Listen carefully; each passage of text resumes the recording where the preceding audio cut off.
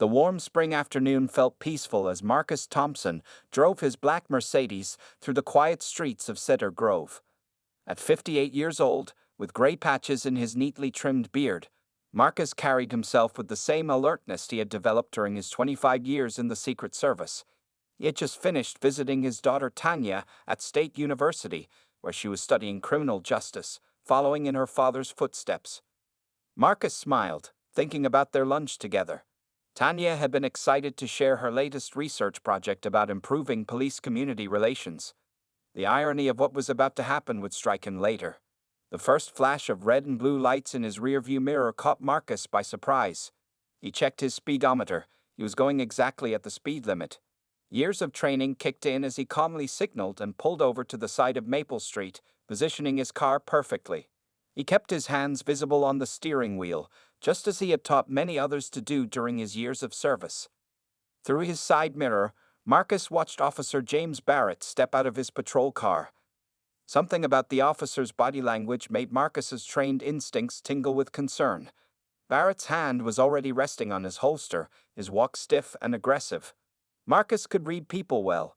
It had been part of his job protecting presidents, and he could tell this wasn't going to be a routine traffic stop. License and registration. Barrett barked before he even reached the driver's window. His face was red with what seemed like pre-existing anger. His crew cut so short, it made his head look sharp and hostile. "Good afternoon, officer," Marcus replied in his deep, calm voice. "I'm going to reach for my documents in the glove compartment, if that's all right." "Just hurry up," Barrett snapped, his hand tightening on his weapon. Marcus moved slowly and deliberately, aware of how the situation could escalate. He had handled countless high-pressure situations in his career, but this felt different. This time, he wasn't the one in charge. "Here you are, sir," Marcus said, handling over his license, registration, and out of habit, his retired Secret Service credentials. Barrett snatched the documents, barely glancing at them. "Step out of the vehicle." "May I ask why, officer? I wasn't speeding or breaking any traffic laws." "I said step out of the vehicle. This is a drug corridor, and your vehicle matches a description we received." Marcus knew this was false. Cedar Grove hadn't had a major drug bust in years, and his well-maintained Mercedes with government plates hardly matched any drug dealer's profile. But he also knew arguing would only make things worse. As Marcus carefully stepped out of his car, he noticed people gathering on the sidewalk. Several had their phones out, recording the scene.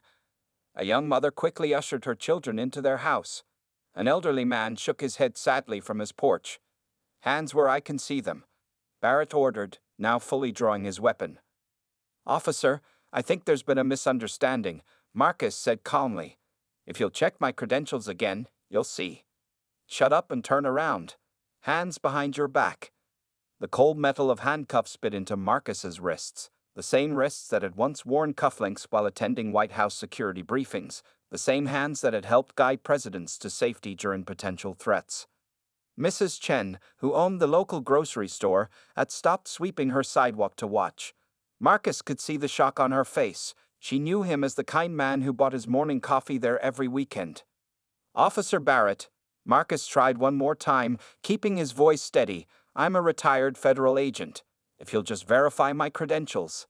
"Yeah, right," Barrett scoffed. "And I'm the Tooth Fairy. You can explain it all down at the station." As Barrett roughly guided him toward the patrol car, Marcus caught his reflection in the window.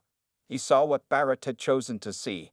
Not the decorated Secret Service agent, not the father putting his daughter through college, not the man who had protected 3 different presidents. Barrett had seen only what his prejudice allowed him to see. Marcus thought about his daughter Tanya and her research paper. He thought about all the similar incidents that went unrecorded, about all the people who didn't have his credentials to fall back on. As he was placed in the back of the patrol car, Marcus made a decision. This wouldn't be just another statistic. This would become something different, a catalyst for change. The patrol car pulled away from the curb, leaving Marcus's empty Mercedes by the side of the road, a silent witness to what had just transpired on this otherwise peaceful spring afternoon in Cedar Grove. The ride to the police station was tense and silent. Marcus sat straight in the back of the patrol car, his trained eyes noting every turn and street sign through the window. Officer Barrett drove aggressively, taking corners sharply as if trying to make his passenger uncomfortable. The handcuffs felt tight around Marcus's wrists, but he remained calm, drawing on decades of experience in high-pressure situations. More people were recording with their phones as the patrol car passed through downtown Cedar Grove. Marcus recognized several faces: parents from his daughter's old school, regulars from his gym, neighbors who waved to him on his morning jogs. Their shocked expressions told him this incident wouldn't stay quiet for long. At a red light, Barrett spoke into his radio. "Dispatch, I've got a suspicious male in custody. Claims to be some kind of federal agent, probably got fake credentials, requesting backup at the station." Marcus almost smiled at the irony. In his career, he had coordinated with hundreds of local law enforcement officers, training many of them in VIP protection protocols. Now, here he was, being treated like a common criminal by someone who clearly hadn't bothered to properly rate his identification. As they pulled into the station's parking lot, 3 additional patrol cars surrounded them. Marcus noticed Officer Sarah Chen, a young Asian American officer he'd met at community events, among the backup officers. Her eyes widened with recognition as Barrett roughly pulled Marcus from the car. "Officer Barrett," Chen started to speak. "I know this man." "Stay back," Barrett snapped. "This is my caller." Inside the station, the fluorescent lights hummed overhead as Barrett paraded Marcus past the front desk. The desk sergeant, a veteran named Bill Murphy, looked up from his computer and did a double take. "James, what are you doing?" Murphy asked, his coffee cup frozen halfway to his mouth. "Got a suspicious character with fake federal credentials," Barrett announced proudly. "Probably involved in that drug operation we've been tracking." "I'd like to make my phone call," Marcus said calmly, "and I suggest you check my credentials more carefully this time." Barrett laughed. "Oh, you'll get your call after we process you and run your prints. Let's see what else comes up under your name." Just then, Marcus's phone started ringing in the evidence bag. Through the clear plastic, he could see it was his daughter Tanya calling. She always checked in after his visits to make sure he got home safely. The call went to voicemail as Barrett dropped the bag on a desk. Officer Chen had followed them inside and was whispering urgently to Sergeant Murphy, who was now typing rapidly on his computer. Barrett didn't notice as he started filling out booking paperwork, occasionally throwing smug glances at Marcus. "Date of birth?" Barrett demanded. "May 15, 1966, Marcus replied evenly. "Though it's also clearly printed on my driver's license and federal ID, which you haven't properly reviewed." "Listen, wise guy," Barrett started, and was cut off by a loud exclamation from Sergeant Murphy. "Holy shit." Murphy's eyes were wide as he stared at his computer screen. "James, stop everything right now." "What's the problem?" Barrett asked, annoyed at the interruption. "The problem," came a new voice, "is that you just arrested one of the most decorated Secret Service agents in recent history." Police Chief Diana Martinez stood in the doorway, her face a storm of contained fury. She had her phone in her hand, and Marcus could hear an anxious voice still talking on the other end, probably someone from Washington. But Barrett's face had gone pale. I thought." "You didn't think at all." Chief Martinez cut him off. "Remove those handcuffs immediately." As Barrett fumbled with the handcuff keys, Marcus remained composed. He noticed more officers gathering around, whispering among themselves. Many were looking at their phones. The videos from the street had already started circulating. "Mr. Thompson," Chief Martinez said, her voice filled with respect and embarrassment, "I cannot begin to apologize for this incident, if you'll come with me to my office." "Of course, Chief," Marcus replied, rubbing his wrists as the handcuffs finally came off. He looked at Barrett, whose face was now a mix of fear and confusion. "And Officer Barrett, those credentials you called fake, they're signed by the Secretary of the Treasury. Next time, I suggest you read them more carefully."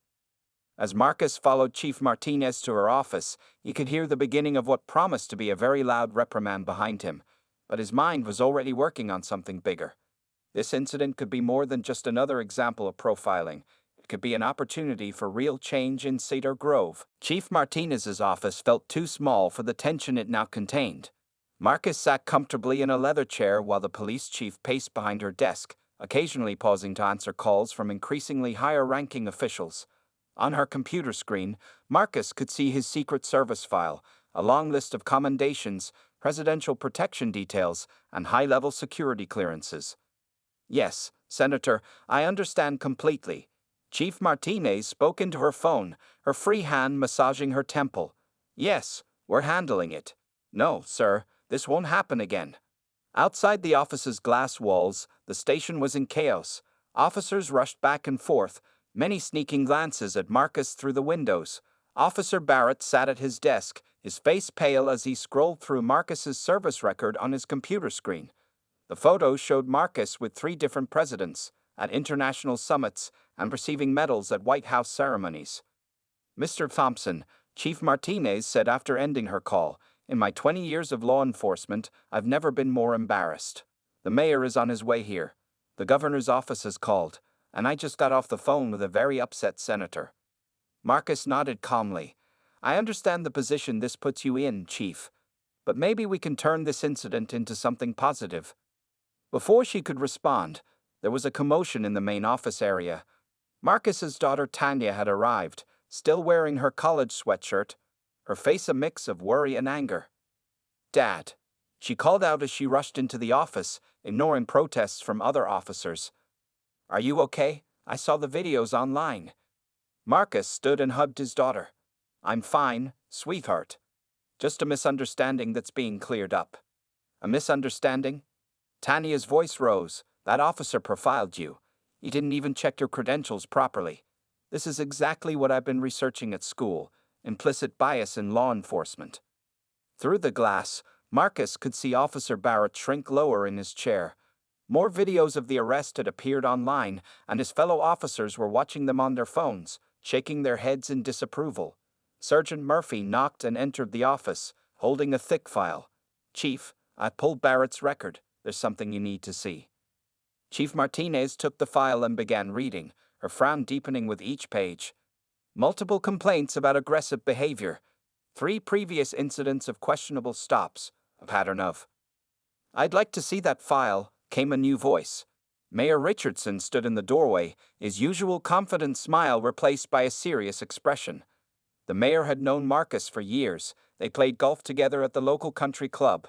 But now he wasn't looking at Marcus as a friend. He was looking at him as a potential lawsuit that could devastate the city's reputation and budget. Marcus, the mayor said carefully, how would you like to handle this? Before Marcus could answer, Officer Chen rushed in with a laptop. Chief, you need to see this. The videos have gone viral. National news networks are picking up the story. They're calling it Secret Service agent racially profiled in small town. The room fell silent as they watched one news report after another. The videos clearly showed Barrett's aggressive behavior and Marcus's calm demeanor. Social media was exploding with comments, many from Cedar Grove residents vouching for Marcus's character and sharing stories of his community involvement. Well, Marcus said finally, standing up, it seems we have 2 choices. We can let this become another negative headline about police bias, or we can use it as an opportunity for real change. Everyone turned to look at him. Even Officer Barrett, visible through the glass, had raised his head. What do you mean? Chief Martinez asked. In my years of service, Marcus explained, I trained hundreds of law enforcement officers in executive protection, but maybe what's needed here is different kind of training, about seeing people for who they are, not what we assume them to be. Tanya's eyes lit up. Dad, that's perfect. It fits right into my research about community policing and bias training. Mayor Richardson nodded slowly. A training program, led by a former Secret Service agent, that could change the narrative completely. First, Marcus said, turning to face Officer Barrett through the glass walls, I'd like to have a conversation with the officer who arrested me. Sometimes, the best way to overcome prejudice is through direct dialogue. As Chief Martinez went to call Barrett in, Marcus caught his daughter's proud smile. This wasn't how he planned to spend his afternoon, but maybe it was exactly where he needed to be to make a difference. Officer James Barrett's hands shook slightly as he entered Chief Martinez's office. The small room was now crowded with the chief, Mayor Richardson, Marcus, and Tanya. Barrett tried to stand tall, but his usual confidence had disappeared. The weight of his mistake pressed down on him like a heavy vest. Sit down, Officer Barrett, Marcus said kindly, gesturing to an empty chair. His gentle tone surprised everyone, especially Barrett, who had expected anger. Before we begin, Chief Martinez said, placing Barrett's file on her desk, I think Officer Barrett should see exactly who he arrested today. She turned her computer screen toward Barrett. Please read this aloud. Barrett cleared his throat nervously. Marcus Thompson, 25 years with the United States Secret Service. Lead agent on Presidential Protection Detail for 3 administrations. Recipient of the Treasury Department's Exceptional Service Award. Specialized in. His voice trailed off as he continued reading silently, his face growing paler. Keep reading, the chief insisted. Saved the life of President Wilson during the 2012 assassination attempt in Prague. Coordinated security for 18 international summits. Trained over 500 law enforcement officers in VIP protection protocols. Barrett looked up, his eyes wide. Sir, I had no idea.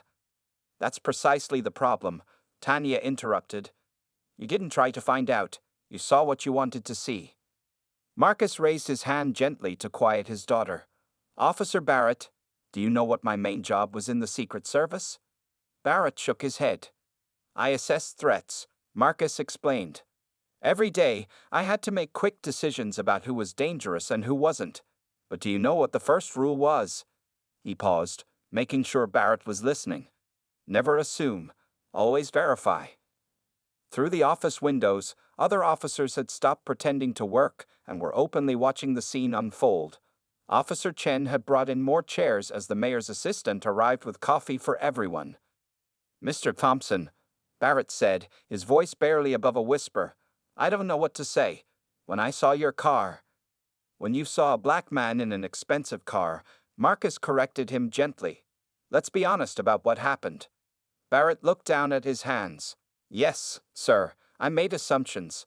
I let my prejudices cloud my judgment. Do you know what else I see in your file? Marcus picked up the folder from the chief's desk. Before today, you had a solid record of solving cases. Good arrest records. Commendations for bravery. You're not a bad officer, James. You've let bias blind you. Tanya pulled out her laptop.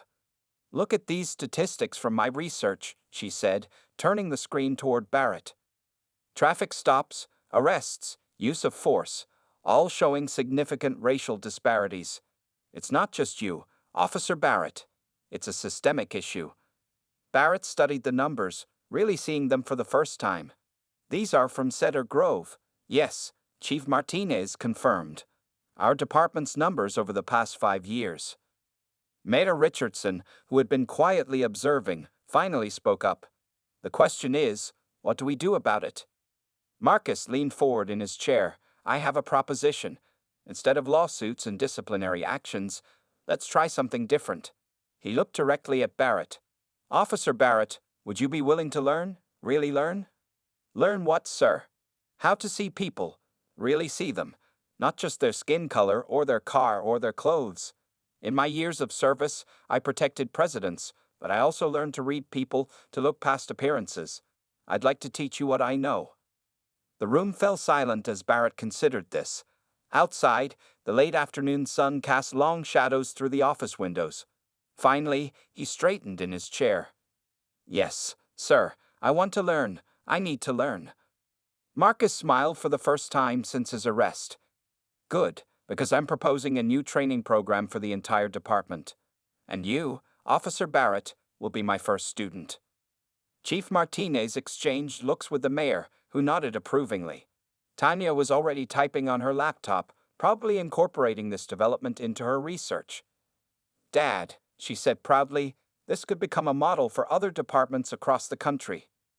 As the group began discussing the details of the training program, Barrett looked at Marcus with new eyes. He no longer saw just a black man he had wrongfully arrested. He saw a teacher, a mentor, and maybe, just maybe, a chance at redemption. 1 week after the incident, Chief Martinez's office had transformed into a command center for change. Large charts covered the walls, displaying police stop data from the past 5 years. Marcus sat at a conference table, reviewing body camera footage from previous arrests, while Tanya helped organize the information into her laptop. Look at this pattern. Tanya said, pointing to her screen. She had taken a break from college to help with the investigation. In the last year alone, minority drivers were stopped 3 times more often than white drivers on Main Street. Marcus nodded, making notes in his journal. After turning down multiple national TV interview requests, he had chosen to focus on fixing the real problem. The incident that made him famous was just the tip of the iceberg. Officer Barrett knocked on the door, looking different from the aggressive man who had made the arrest a week ago. His shoulders were less rigid, his face more humble. He carried a stack of his own patrol records. "Mr. Thompson," he said, placing the files on the table, "I went through all my stops from the past 2 years. You were right. The numbers, they don't lie." Chief Martinez entered the office, followed by Officer Chen, who had become an essential part of the investigation team. Chen brought coffee for everyone. She had learned that Marcus liked his black with 1 sugar, just like during his Secret Service days.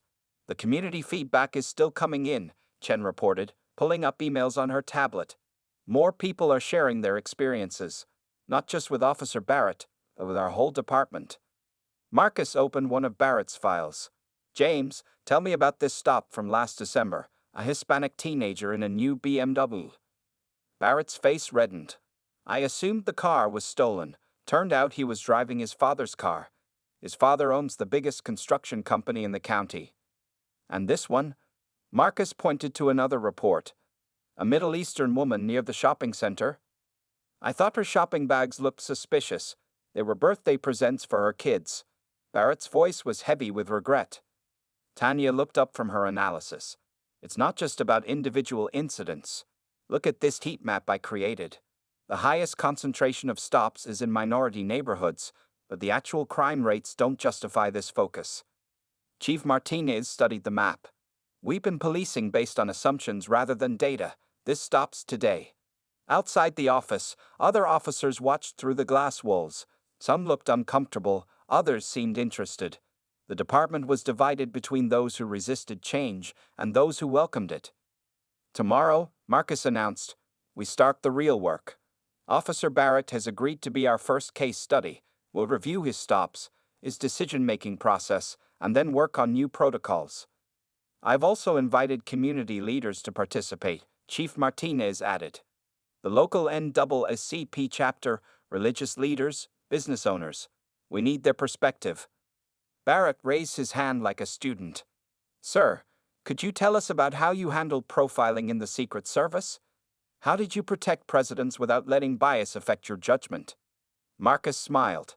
This was the kind of question he had been waiting for. "In the service, we had a saying, behavior, not appearance. We looked for specific actions that indicated threats. Clothing, race, social status, these things don't make someone dangerous. Actions do." Tanya pulled up a new document on her laptop. "I'm drafting new guidelines based on Dad's Secret Service protocols.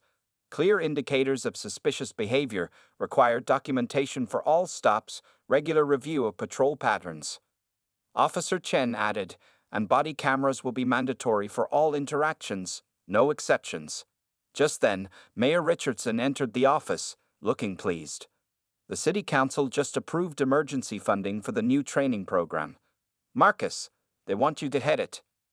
The room fell silent, all eyes turning to Marcus. He looked at the evidence of bias spread across the tables, thought about his years of service, and the chance to make real change. "I'll do it on one condition," he said. "Officer Barrett becomes my assistant trainer once he completes the program. Nothing teaches better than having to face your own mistakes and help others learn from them."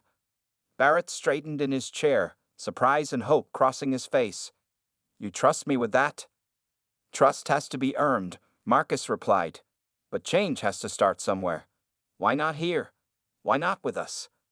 As the afternoon sun filtered through the office windows, the group returned to their work, knowing they were part of something bigger than themselves. The beginning of real transformation in Cedar Grove. The Cedar Grove Community Center's main hall was packed on Monday morning. Marcus stood at the front, looking out at the faces of 50 police officers, including Officer Barrett, who sat in the front row. The walls were lined with community leaders, reporters, and even a few state officials who had come to observe this new approach to police training. Today, Marcus began, his deep voice carrying across the room. We're not here to shame anyone. We're here to learn, to grow, and to become better protectors of our community. He clicked his presentation remote, and the screen behind him showed his old Secret Service badge.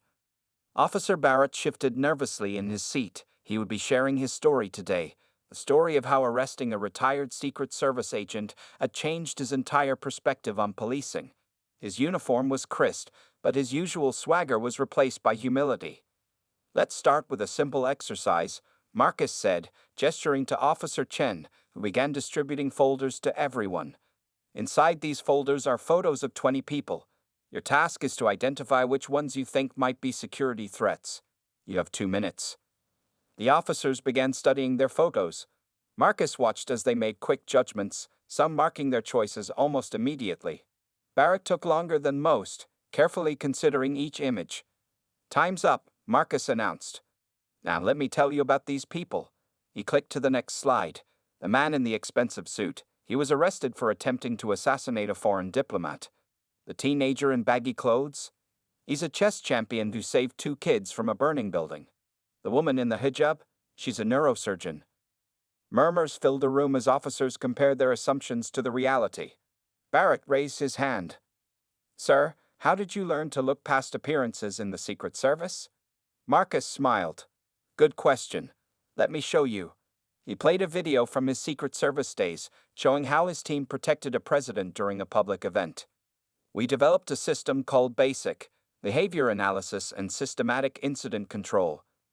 It taught us to focus on actions, not assumptions. Tanya, who had taken a semester off to help with the program, stepped forward with more materials. We've adapted my father's Secret Service protocols for everyday policing.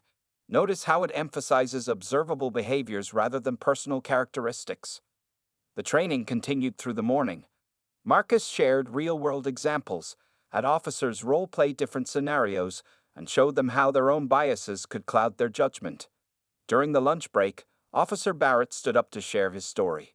A month ago, Barrett began, his voice slightly shaky, I made the biggest mistake of my career. I let my prejudices override my training. He looked at Marcus. I arrested a hero because I couldn't see past my own bias. The room was silent as Barrett described the incident, his voice growing stronger as he shared what he had learned since then. Other officers listened intently, many nodding in recognition of their own similar experiences. Chief Martinez, watching from the side, whispered to the mayor, This is more effective than any sensitivity training we've ever had. After lunch, Marcus introduced something new. We have community members here who have volunteered to share their experiences with law enforcement. He gestured to a diverse group of Cedar Grove residents. Listen to their stories. Really listen. One by one, citizens stepped forward. A black teenager described being stopped 3 times in 1 week while driving his mother's car. A Hispanic business owner talked about police following him as he made bank deposits. A Muslim woman shared how she felt afraid every time a patrol car drove past her children's school. The officers' faces showed various emotions: surprise, shame, understanding. Barrett, who had heard many of these stories during his own training with Marcus, helped facilitate the discussions that followed. As the afternoon session wound down, Marcus brought everyone back together. Tomorrow, we'll start practical exercises. You'll learn the same observation techniques I used to protect presidents. But tonight, I want you to do something important. He paused, making eye contact with each officer. Tonight, think about why you became police officers in the first place. Was it to make assumptions about people, or was it to protect and serve everyone equally? The room was quiet as his words sank in. Outside, the sun was setting on Cedar Grove, but inside the community center, a new day was dawning for its police force. 3 months had passed since the training program began. The autumn leaves were falling in Cedar Grove as Marcus watched Officer Barrett handle a traffic stop from the passenger seat of the patrol car. The change in Barrett was remarkable. Good morning, sir, Barrett said to the young Middle Eastern man he had pulled over. His voice was respectful, his body language open and professional. You're going to get fast back there. Could you please show me your license and registration? Marcus nodded approvingly. Gone was the aggressive stance, the hand automatically reaching for his weapon. Instead, Barrett followed the basic protocols they had practiced countless times. Back at the station, the changes were visible everywhere. The walls now displayed community photos alongside police badges. Officers chatted with visitors in the lobby, where a sign read, "Community Partners in Safety." Tanya's research charts showed dramatic improvements in police-community relations. "Look at these numbers," Chief Martinez said during the afternoon briefing. "Complaints down 60%. Successful arrests up 40%. And the best part? Crime rates are dropping because people trust us enough to report suspicious activity." Officer Chen raised her hand. "The community outreach programs are making a huge difference. Last week, we had over 100 people at the Coffee with Cops event." Barrett, who now helped lead these community programs, added, "And the local mosque invited us to their Friday prayers. They want us to understand their customs better." Marcus watched the discussion with satisfaction. The transformation wasn't just in procedures, it was in attitudes. Officers were sharing stories about positive community interactions instead of bragging about arrests. Later that day, Marcus visited the Cedar Grove High School with Barrett. They were scheduled to speak to students about law enforcement careers. The auditorium was packed, and notably, many of the students were minorities who previously would never have considered becoming police officers. 3 months ago, Barrett told the students, "I was part of the problem. Now, thanks to Mr. Thompson, I'm learning to be part of the solution." He shared his story openly, earning respect for his honesty. A young black student raised his hand. "Officer Barrett, I remember when you used to patrol our neighborhood. You scared us, but now, my little brother wants to be a police officer because of how you've changed." Barrett's eyes grew moist. He looked at Marcus, who gave him an encouraging nod. "The hardest part," Barrett continued, "was admitting my own bias. But once I did, I could start seeing people, really seeing them." After the school visit, Marcus and Barrett stopped at Mrs. Chen's grocery store. Once a place where Barrett had conducted aggressive routine checks, it was now a friendly stop where officers were welcomed with smiles. "Mr. Thompson," Mrs. Chen called out, "Officer Barrett, come try my new dumplings." She had become one of their strongest community supporters. As they enjoyed the dumplings, Barrett's radio crackled. A suspicious person was reported near the bank. Under the old system, Barrett would have rushed in, assuming the worst. Now, he calmly asked dispatch for specific behavioral indicators. "What exactly is suspicious about their behavior?" he asked. The response came back. Someone was testing door handles after hours. "Now that's an actual suspicious behavior," Marcus commented. "Not how they look, but what they're doing." They responded to the call professionally. The suspicious person turned out to be the bank manager's son, who had locked himself out while checking the night deposit. In the past, this could have been a tense confrontation. Instead, Barrett's new approach led to a peaceful resolution. Back at the station that evening, Marcus reviewed the day's reports with Tanya, who was documenting everything for her thesis. "Dad," she said proudly, "other cities are starting to notice. 3 departments have called asking about our training program." Marcus smiled, remembering the day of his arrest. What could have been another tragic headline had become a story of transformation. As he watched Barrett mentoring a rookie officer in the new protocols, he knew that real change was possible, one officer, one interaction at a time. "The truth is," he told his daughter, "change doesn't happen in a day. It happens in every small decision, every interaction, every moment we choose to see people as people." 1 year had passed since Marcus Thompson's wrongful arrest. The Cedar Grove Police Department's training room was packed for a special ceremony. State officials, news reporters, and community leaders filled the seats. At the podium, Marcus stood beside Officer James Barrett, both men smiling as they prepared to address the crowd. "A year ago," Marcus began, "I was handcuffed in front of this very building. Today, we're celebrating something remarkable." He gestured to the large screen behind him, which displayed impressive statistics about the department's transformation. Tanya, now a graduate student, stepped forward to present her research findings. Her thesis on the Cedar Grove model had already won national recognition. "In just 1 year," she announced, "our department has become a nationwide example of successful police reform." The numbers told the story. Civilian complaints down by 85%, community trust ratings up by 90%, officer satisfaction increased by 75%, Most importantly, crime rates had dropped significantly because citizens now partnered with police instead of fearing them. Officer Barrett took the microphone next. He looked different now, not just in his posture and expression, but in the way he carried himself with humble confidence. Mr. Thompson could have sued us. He could have destroyed my career. Instead, he taught all of us, how to be better officers. In the audience, Mrs. Chen wiped tears from her eyes. Next to her sat the teenage boy Barrett had once wrongly stopped, now enrolled in the police academy's cadet program. Throughout the room, faces reflected the diverse community that had come together to support this change. Chief Martinez stepped forward with a special announcement. Today, the City Council has approved the establishment of the Thompson Institute for Police Training. This permanent facility will help other departments learn from our experience. The crowd erupted in applause. Marcus hadn't known about this honor, and for once, the former Secret Service agent looked surprised. Tanya squeezed his hand proudly. But that's not all, the chief continued. Officer Barrett has been promoted to lead instructor at the Institute, working alongside Mr. Thompson to train officers from across the country. Barrett stood straighter, his eyes bright with emotion. The same man who had once made assumptions based on skin color would now teach others how to overcome their biases. After the ceremony, during the reception, Marcus watched as officers mingled naturally with community members. Officer Chen was teaching some colleagues basic Mandarin phrases. A group of Muslim women were explaining their customs to interested cadets. Children played safely in the parking lot where he had once been handcuffed. "Dad," Tanya said, showing him her phone, "look at this." An old video of his arrest was playing next to a recent clip of Barrett helping a black teenager change a flat tire. From this to this, that's real change. Mayor Richardson approached with visitors from other cities. "Marcus, these chiefs want to implement your program in their departments. Your incident could end up changing police training across the country."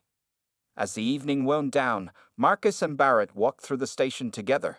They stopped at the wall where Barrett's old citation for the wrongful arrest still hung, now part of a larger display about the department's journey.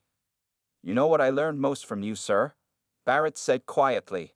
"That true strength isn't in how much power we have, but in how wisely we use it." Marcus nodded. "And what else?" "That everyone deserves to be seen for who they really are, not who we assume them to be."